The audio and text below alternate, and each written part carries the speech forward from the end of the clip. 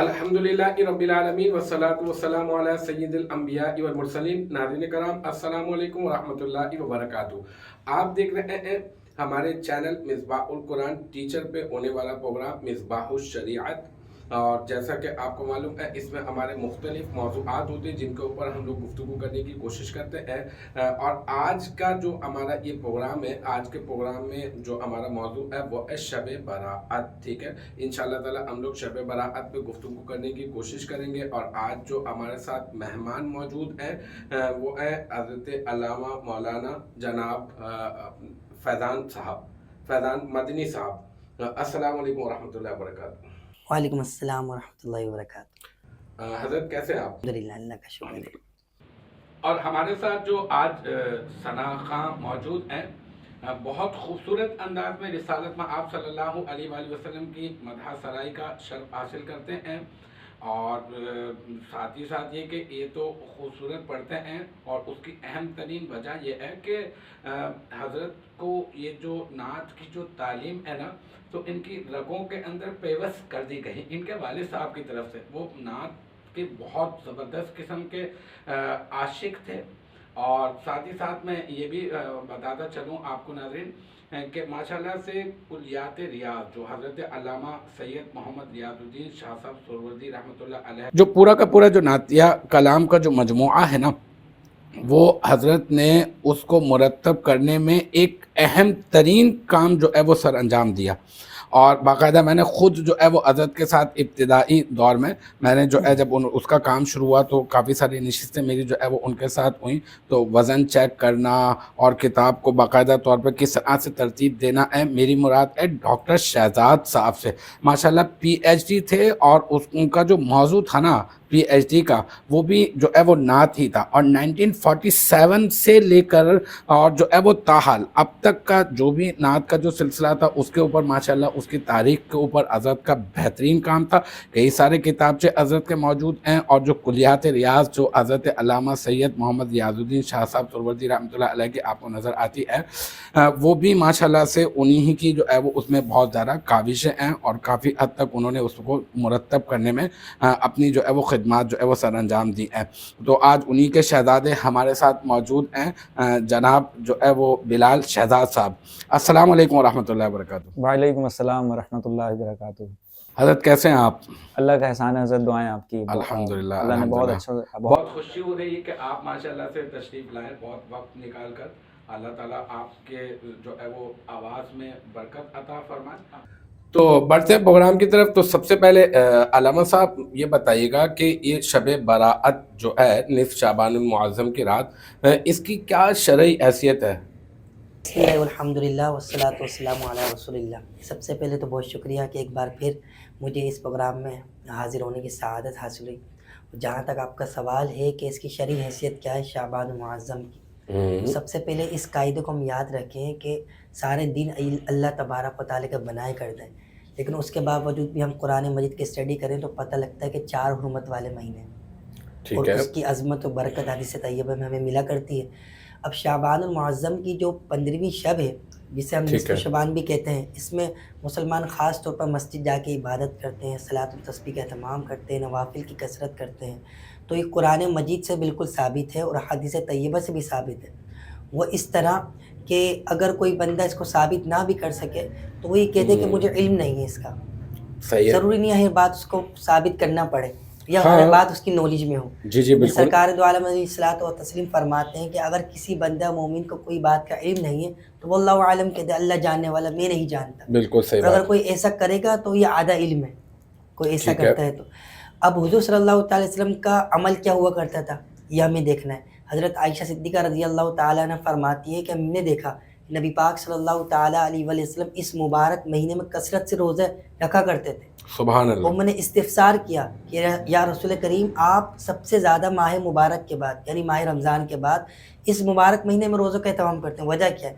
हुज़ूर अलैहिस्सलातु वस्सलाम ने फरमाया कि इस मुबारक महीने में आमाल अल्लाह ताला की बारगाह में पेश होते हैं और मैं चाहता हूँ कि अना साइमुन, फरमाया कि जब अल्लाह ताला की बारगाह में मेरे आमाल पेश हो तो मैं रोज़ेदार हूँ, सुभान अल्लाह, तो मैं इसलिए रोज़ों का एहतमाम करता हूँ। फरमाया इस रात में हमने हुज़ूर अलैहिस्सलातु वस्सलाम को जितनी कसरत के साथ इबादत करते हुए देखा, اس کے علاوہ کسی اور رات میں نہیں دیکھا. اللہ تو اکبر. اس کے علاوہ کئی احادیث طیبہ ایسی ہیں جن سے ثابت ہے کہ شعبان المعظم میں خاص طور پر عبادت کا اہتمام کیا جائے. سبحان اللہ سبحان اللہ ماشاء اللہ. ٹھیک ہے علامہ صاحب، مطلب یہ کہ اس میں کوئی ہے جواز، اور مطلب یہ کہ لوگ جمع ہوتے ہیں تو اجتماعی طور پہ عبادت کا اہتمام کیا جاتا ہے. اور پھر دوسری بات یہ کہ یہاں پر ایک بات میرے ذہن میں یہ بھی آتی ہے، میں آپ سے شیئر کرنا چاہوں گا، اپنے ناظرین سے بھی شیئر کرنا چاہوں گا کہ دیکھیں بھائی، ایک شخص ہے ایسا، یہ بات ہے کہ اسے فرائض کی پابندی کرنی چاہیے. جی بالکل. ہر شخص کو کرنی چاہیے، ٹھیک ہے، چونکہ وہ مکلف ہے جی. شریعت کا. تو اب یہ ہے کہ اگر کوئی فرائض کی پابندی نہیں کر پا رہا، ٹھیک ہے نا، اپنی سستی کی بنا پر، کاہلی کی بنا پر، غفلت کی بنا پر نہیں کر پا رہا، لیکن اتفاق سے اللہ نے اس کے دل میں ڈال دیا کہ بھئی یہ آج 15 شعبان المعظم کی رات ہے، اور سنا ہے کہ اس رات میں اللہ تبارک و تعالی مغرب کے وقت سے ہی آسمان دنیا پہ نزول اجلال فرما لیتا ہے، اور لوگ اہتمام کر رہے ہیں، لوگ مسجد کی طرف جا رہے ہیں. تو میرا بھی دل چاہ رہا ہے میں بھی مسجد کی طرف جاؤں. تو کیا ایسا کرنا چاہیے ہم لوگوں کو کہ ایک چوکیدار کھڑا کر دیں اور بولیں بھائی رک جاؤ، یہیں پہ کھڑے ہو جاؤ، بتاؤ فرض پڑھتے ہو نہیں پڑھتے ہو؟ نہیں پڑھتے ہو فرض، چلو باہر نکلو، شاباش، پہلے فرض کا اہتمام کرو. ارے بھائی، کوئی آ رہا ہے مسجد میں، اللہ تعالیٰ اسے سجدہ ریزی کی توفیق عطا فرما رہا ہے، ہو سکتا ہے کہ وہاں کی دعا سن کر، وہاں کی آہیں سن کر، وہاں کے گڑ گڑانا لوگوں کا دیکھ کر، وہاں پہ لوگوں کے جو ہے وہ آہ و بکا کا منظر دیکھ کر ہو سکتا ہے اس کے دل کی کیفیات بدل جائے. تو ایسا تو ممکن ہے. تو خیر بہرحال یہ ہے کہ عبادت کا کوئی معین وقت تو نہیں ہے، لیکن یہ کہ ہم یہ کہہ سکتے ہیں کہ اگر نہیں دل چاہتا آپ کا تو مطلب آپ کسی اور وقت میں عبادت کا اہتمام کر لیں، لیکن بہرحال اس کی شرعی حیثیت ہے جیسے کبھی آپ نے بتایا. ایسا ہی ہے علامہ صاحب، آپ کی بات اچھی لگی، اور آپ نے جو سوال میں بھی بات کا اظہار فرمایا کہ مسجدوں سے رکنا، عبادت سے رکنا. ہم اللہ اور اس کے رسول کو احکامات پر غور و فکر کریں تو اللہ تعالیٰ کے جو نیک بندے ہوتے تھے لوگوں کو قریب کرتے تھے. حضرت عبداللہ بن عمر کے بارے میں آتا ہے، جب لوگوں نے ڈھونڈا کرتے تھے تو پوچھتے تھے حضرت کہاں ملیں گے؟ کہا کہ حضرت 2 مقام پر ملیں گے. کہا 2 مقام کون سے؟ کہا یا تو مسجد میں ملیں گے یا ماں کے قدموں میں ملیں گے. اللہ تو اس طریقے سے کنیکٹ ہوتے تھے وہ اللہ تعالیٰ کے نیک بندوں سے. اور یہ آپ نے سنی ہوگی روایت کہ مومن کو مسجد میں اس طرح سکون ملتا ہے جیسے مچھلی کو پانی میں ملتا ہے. اللہ اکبر. تو ہمیں تو چاہیے کہ لوگ کسی طرح قریب ہو جائیں، کسی طرح آ جائیں، کسی طرح آ جائیں. چلے نفل ہی پڑھنے کے لیے، آج نفل پڑھنے کے لیے آئیں، کل فرض بھی پڑھنے کے لیے آئیں گے آپ انشاءاللہ تعالی. تو یہ کہ اہتمام کرنا چاہیے. بہرحال یہ کہ ہمیں جو ہے وہ لوگوں کی دل جوئی بھی کرنی چاہیے اس حوالے سے. اچھا علامہ صاحب، ایک اور سوال ہے، وہ یہ کہ اس میں جو ہے وہ قبرستان جانے کے حوالے سے آپ بتائیے گا. قبرستان جاتے ہیں لوگ، اور جو ہے نا وہ اگربتی بھی جلائی جاتی ہے وہاں پر. اچھا بعض لوگ جو ہے وہ موم بتی بھی جلانے کا جو ہے وہ اہتمام کرتے ہیں. بعض لوگ اذان دے دیتے ہیں. مطلب اپنی اپنی جو ہے نا وہ کچھ چیزیں جو ہے نا وہ لوگوں نے شامل کی ہوئی ہیں. تو اس میں کیا شرعی حیثیت ہے کہ ہم لوگ کیا کریں، کیسے جائیں، اور سنت طریقہ کیا ہے کہ ہم لوگوں کو جانا بھی چاہیے یا نہیں جانا چاہیے؟ قبرستان بالکل جانا چاہیے. اب اصل میں ہمارے معاشرے میں یہ ہو چکا ہے کہ ہم نے اس کو رسمی طور پر لے لیا ہے. ٹھیک ہے، 15 شعبان کی رات آئے گی تو ہم گھر سے نکلیں گے اور رسماً ایک پھول لیں گے، اور رش بھی لگا ہوا ہوگا تو ہم کوشش کریں گے دھکے کے ساتھ چلے جائیں، اور قبر کی بے حرمتی ہو رہی ہے تو ہو جائے، لیکن ہماری رسم ادا ہو جائے. جبکہ حضور اکرم صلی اللہ تعالیٰ علیہ وسلم نے ایک کو دیکھا، ایک شخص کو کہ قبر سے ٹیک لگایا ہوا ہے. حضور صلی اللہ تعالیٰ علیہ وسلم نے فرمایا کہ تم اس کو نقصان نہ مت پہنچاؤ، وہ تمہیں نہ پہنچائے. شرع میں یہ بات موجود ہے کہ حضور علیہ الصلوۃ والسلام کا مقصد یہ تھا کہ ابھی تو تم اس کو تکلیف دے رہے ہو مردے کی قبر پر ٹیک لگا کر، قیامت کے دن جب یہ مردہ اٹھے گا تمہیں تکلیف نہ دے، کہ تم سے اس کا حساب نہ مانگ لے. اتنا اہتمام ہمیں بتایا گیا. پھر فرمایا گیا کہ جب جنازہ جا رہا ہوتا ہے، شعب الایمان شریف کی حدیث ہے، جب جنازہ جا رہا ہوتا ہے تو جو نیکوکار بندہ ہوتا ہے اسے اپنے رفقا کی جو اس کے ساتھ شریک ہوتے ہیں جنازے میں، سب کی آواز آ رہی ہوتی ہے. اللہ اکبر. اور انسان کے علاوہ ہر شے اس کی آواز کو، مردے کی آواز کو سن رہی ہوتی ہے. مردہ کہہ رہا ہوتا ہے مجھے جلدی لے کر چلو. تو اس سے ثابت ہوا کہ جب ہم قبرستان جائیں تو ہم اس کا خیال رکھیں کہ جس کی ہم تدفین ہو چکی ہے اور اب ہم اس کے لیے جا رہے ہیں تو ہمارا مقصد کیا ہے سب سے پہلے، اور پھر شریعت کا کیا مطالبہ ہے، ہم قرآن و حدیث کے دائرے میں رہ کر جا رہے ہیں یا نہیں جا رہے. قبرستان جانے کی آپ دیکھیں کہ کتنے لوگ جاتے ہیں. اگر ہم میجورٹی پر بات کریں تو ایک قبرستان میں 200-300 بندہ بھی فرض کریں جاتا ہے تو کتنے بندوں کو دعائیں ہوتی ہیں, السلام علیکم یا اہل القبور یغفر اللہ لنا ولکم, یہ والی مکمل جو دعا ہے کتنے بندوں کو یاد ہوتی ہے. پھر ہمیں حدیث سے یہ درس ملتا ہے کہ جب جاؤ تو قبر کے پیروں کی طرف سے داخل ہو تاکہ مردوں کو تکلیف نہ ہو. پھر ہمیں یہ درس ملتا ہے کہ فاتحہ اس طرح سے پڑھی جائے کہ اس کی آواز اتنی آہستہ ہو, اپنے کان تو سن لیں لیکن قرآن مجید کی تلاوت کیسی ہونی چاہیے کہ دیگر احباب اگر سن رہے ہیں تو ان پر بھی واجب ہو جاتا ہے. اب یہاں پر ہم نے دیکھا علامہ صاحب کے قبرستان, کیونکہ شبان معظم ہر ایک بندے کا ذوق و شوق ہوتا ہے, ہونا بھی چاہیے, تمام بہت بڑی بات ہے, لیکن یاسین شریف کی تلاوت ہو رہی ہے قبر پہ, بڑی بلند آواز سے ہو رہی ہے, اور دوسرے بندے جو گزر رہے ہیں وہ ان کی توجہ نہیں ہے بالکل بھی, وہ شور مچا رہے ہیں کہ یہاں پہ پھول ڈال دو, گاڑی آ گئی ہے, اس طرح چل رہا ہے. تو قرآن کی بے ادبی, پھر قبر کی بے حرمتی کہ آپ جس مقام پہ کھڑے ہوئے ہیں قبر آپ کے والد صاحب کی ہے, کسی کی بھی قبر جہاں آپ جا رہے ہیں رشتے داروں کی ہے, تو آپ وہیں پر کھڑے ہو جائیں, وہیں سے کھڑے ہو کر بھی فاتحہ پڑھیں گے تو دعا کریں گے, انشاءاللہ اللہ تعالیٰ کرم فرمائے گا. نیاز سال ثواب کے تمام وہیں سے کر دیں, جو آپ نے پڑھا وہیں سے آپ دعائیں خیر کریں. مطلب ایسا تو نہیں ہے نا کہ بھئی فرض ہے آج ہی کی رات جانا ہے اور باقی پھر پورے سال اپنے جو ہے نا وہ مرحومین کو جو ہے نا وہ بھول جانا ہے. مطلب یہ کہ اب چاہے کچھ بھی ہو, جتنا بھی رش ہو, کچھ بھی ہو, جس طرح سے بھی ہو, اگر آج نہیں جائیں گے تو مطلب یہ کہ پتہ نہیں لوگ کیا کہیں گے, بولیں گے یار تم نے تو اپنے مرحومین کو دفنانے کے بعد یاد ہی نہیں کیا. ایسا شکوہ بھی ہوتا ہے. تو خیر بہرحال یہ کہ ہم اہتمام کریں. اور پھر دوسرا یہ کہ اگربتی جو جلانے کا عرض کیا میں نے آپ سے, اس کا بھی شریعت پرست جو ہوا کرتے تھے تو ان کا یہ طریقہ کار تھا. ٹھیک ہے, صحیح ہے.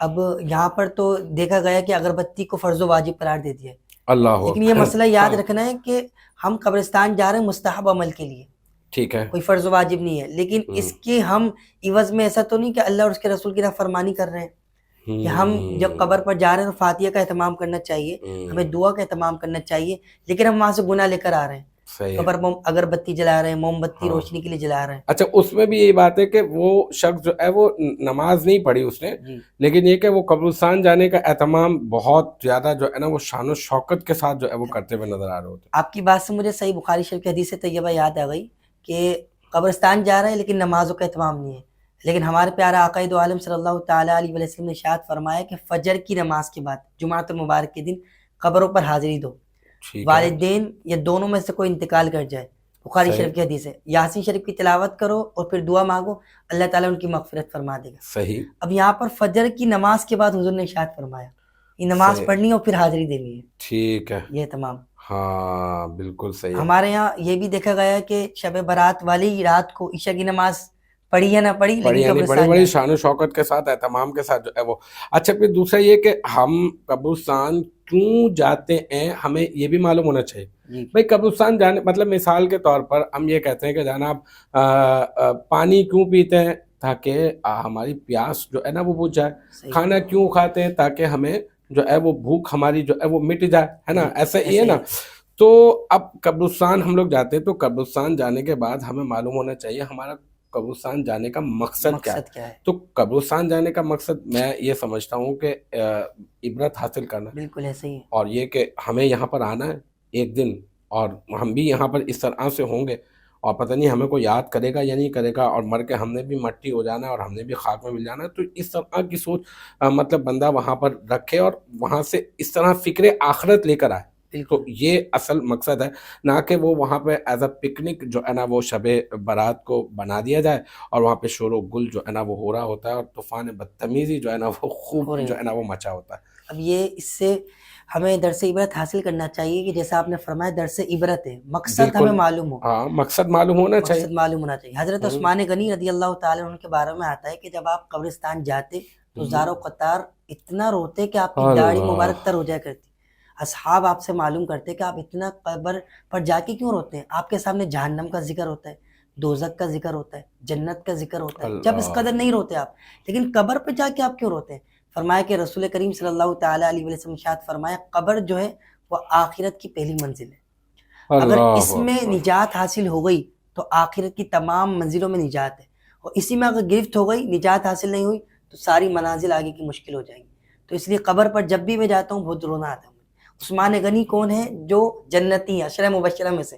اس کے باوجود جب قبر پر جا رہے ہیں تو زاروں قطار رو. اللہ اکبر. اور ہم وہاں پر رو نہیں رہے ہوتے بلکہ ہم لوگ وہاں پہ ہنس رہے ہوتے ہیں. تو ہمیں اس سے جو ہے وہ اجتناب کرنا چاہیے. ٹھیک ہے، علامہ صاحب ماشاء اللہ بہت اچھے.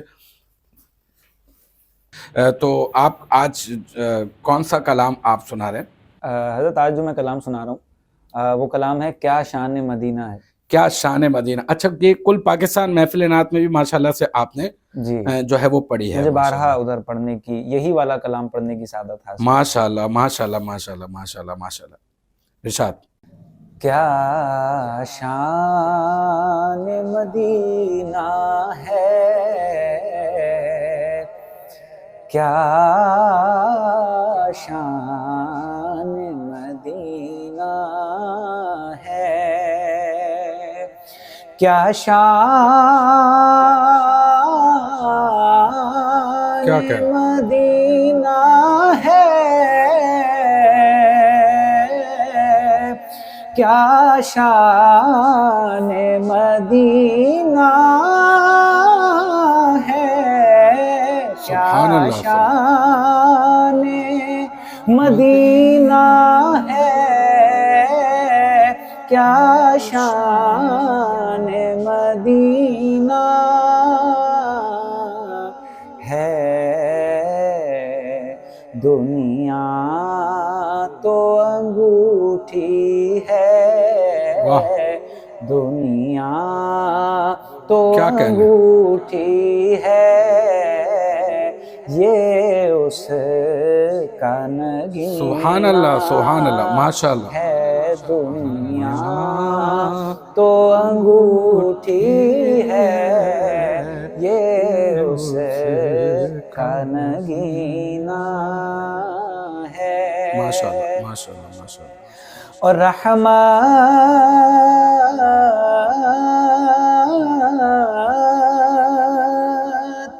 کا خزینہ ہے،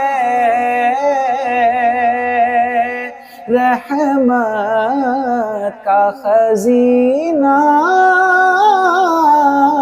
ہے، رحمت کا خزینہ ہے،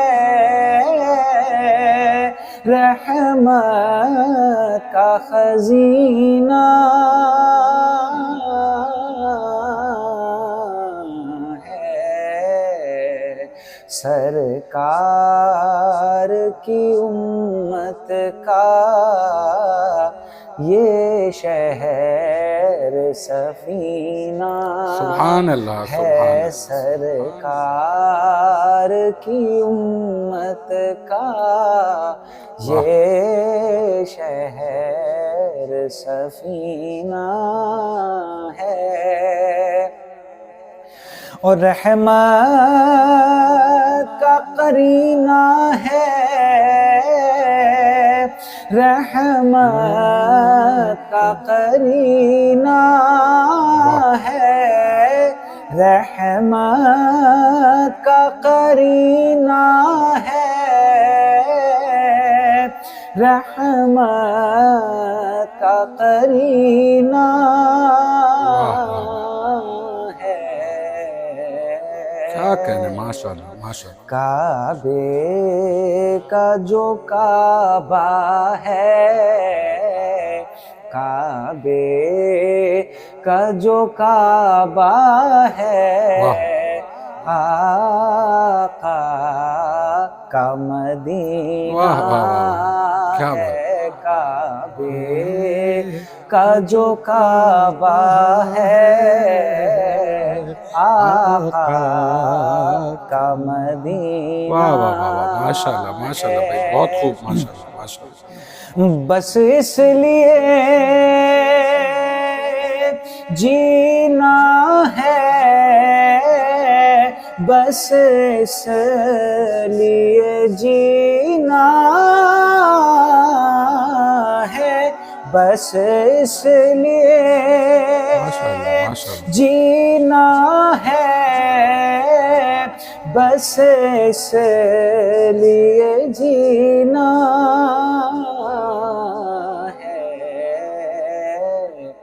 ایک جام ریاض ان کے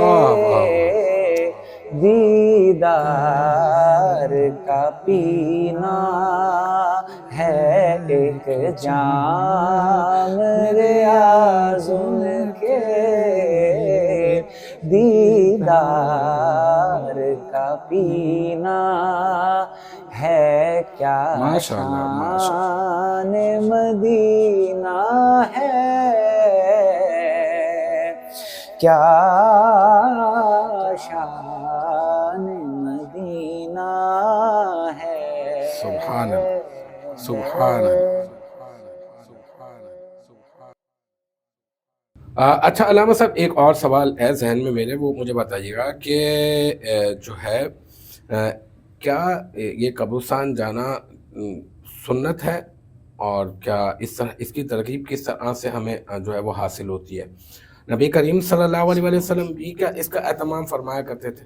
یہ اس کے بارے میں ذرا روشنی ڈالیے گا۔ یہ بالکل حدیث سے ثابت ہے، اور ٹھیک ہے، سیاستہ کی وہ حدیث جو ترمذی شریف ہے اس سے ثابت ہے۔ صحیح ہے۔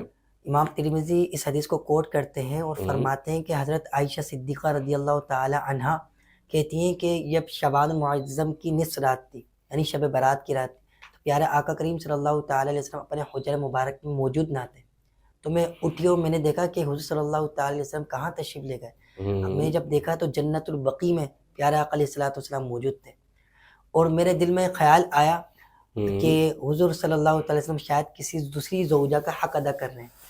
اب دیکھیں ان کے دل میں خیال آیا، اور نبی پاک علیہ السلام نے فرمایا کہ اے عائشہ تم کیا سوچ رہی ہو کہ اللہ اور اس کا رسول تمہاری حق تلفی کرے گا؟ اللہ، اچھا، اس سے ایک بات تو یہ ثابت ہوتی ہے کہ جو رسول کی اطاعت کرتا ہے گویا وہ اللہ کی اطاعت کرنے والا ہوتا ہے۔ ٹھیک ہے۔ اور رسول صلی اللہ تعالیٰ علیہ وسلم کو یہ بات معلوم ہو گئی کہ عائشہ صدیقہ نے یہ سوچا ہے، اللہ، تو کہا کہ اللہ اور اس کا رسول تمہاری حق تلفی یقیناً نہیں کرے گا۔ معلوم ہے میں یہاں پر کیوں آیا ہوں، یہ 15 شعبان المعظم یعنی شب برات کی رات ہے، اور تمہیں یاد ہے کہ بنو قلب کی جو قبیلہ تھا اس کے پاس سب سے زیادہ بکریاں ہوا کرتی تھی۔ ٹھیک ہے۔ آج وہ رات ہے کہ اللہ تبارک و تعالیٰ بنی قلب کا جو قبیلہ تھا اس کے پاس جو بکریاں تھیں ان کے اوپر جو بال تھے، اللہ تعالیٰ میری امت کے جو لوگ ہیں اس بالوں کے برابر مغفرت فرما دے۔ اللہ، یہ فضیلت حضور صلی اللہ تعالیٰ علیہ وآلہ وسلم نے بتائی۔ امام ترمذی آگے لکھتے ہیں، فرماتے ہیں کہ یہ حدیث تو حضور علیہ السلام نے ارشاد فرمانا رات کو تھا، شب برات والے دن، لیکن صبح جب عائشہ صدیقہ رضی اللہ تعالی عنہا بیدار ہوتی ہیں تو تمام لوگوں کو یہ حدیث سناتی ہیں۔ اللہ، تو اس سے ثابت ہوتا ہے کہ حضور صلی اللہ علیہ وسلم اس رات کو شب برات گئے۔ اور پھر بعض لوگ علامہ صاحب یہ کوسچن اٹھاتے ہیں کہ جب بعض لوگ یہ سوال اٹھاتے ہیں کہ بھائی ایک بار زندگی میں حضور صلی اللہ تعالی علیہ وسلم قبرستان گئے، جنت البقیع میں گئے، ان کو یہ حدیث کو یاد نہیں رہتی کہ حضور صلی اللہ تعالی علیہ وسلم نے فرمایا کہ قبرستان جانے سے پہلے میں منع کیا کرتا تھا، لیکن اب جایا کرو کیونکہ آخرت کی یاد دلاتا ہے، یہ موت کو یاد دلاتا ہے۔ تو ہمیں قبرستان بالکل جانا چاہیے، اور وہاں پہ جا کے ہم نے دعاؤں کا اہتمام کرنا چاہیے، اور اس نیت کے ساتھ بھی جانا چاہیے کہ اللہ کے رسول صلی اللہ تعالی علیہ وسلم بھی جانے کا اہتمام کیا کرتے۔ ٹھیک۔ اچھا علامہ صاحب، یہ آج کے ہمارے سیشن کا آج یہ آخری کوشچن ہے آپ سے، کہ یہ ارشاد فرمائیے گا کہ یہ جو متعین کر لینا ہے اور کسی بھی دن کا یا پھر کسی بھی رات کا اور متعین کر کے عبادت کرنا، اس کی کیا شرعی حیثیت ہے، کیا حکم ہے اس کا؟ بالکل جائز ہے۔ قرآن مجید کا 13واں سپارہ سورہ ابراہیم میں اللہ تبارک و تعالیٰ نے ارشاد فرمایا وَذَكِّرْهُمْ بِأَيَّامِ اللَّهِ، ٹھیک ہے۔ اللہ کے دن ان کو یاد دلاؤ۔ حضرت عبداللہ بن عباس رضی اللہ تعالی عنہما اس آیت کے تحت فرماتے ہیں کہ اس سے مراد جس دن اللہ تعالیٰ نے اپنی نعمتوں کا نزول فرمایا۔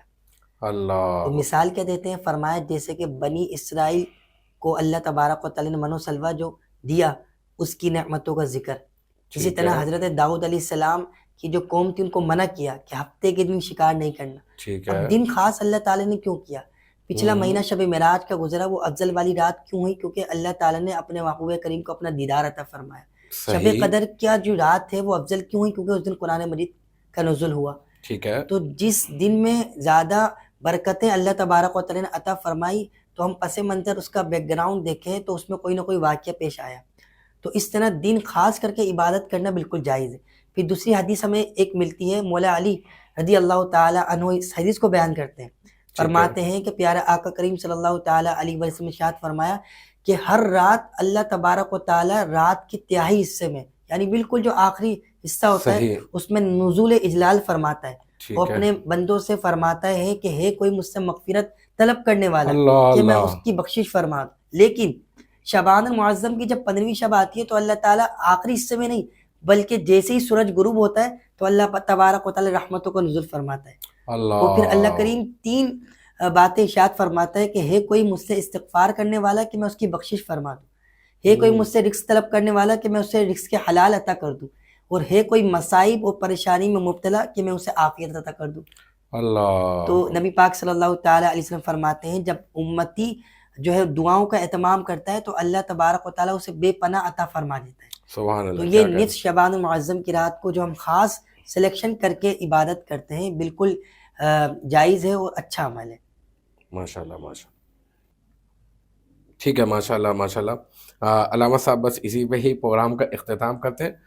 بہت بہت شکریہ، آپ تشریف لائے، اور بلال شہزاد صاحب آپ کا بھی بہت بہت شکریہ، ماشاءاللہ سے آپ تشریف لائے، اور اسی کے ساتھ آپ جو ہے وہ اپنے ہوسٹ محمد سلیم سروردی کو اجازت دیجیے گا۔ وآخر دعوانا ان الحمدللہ۔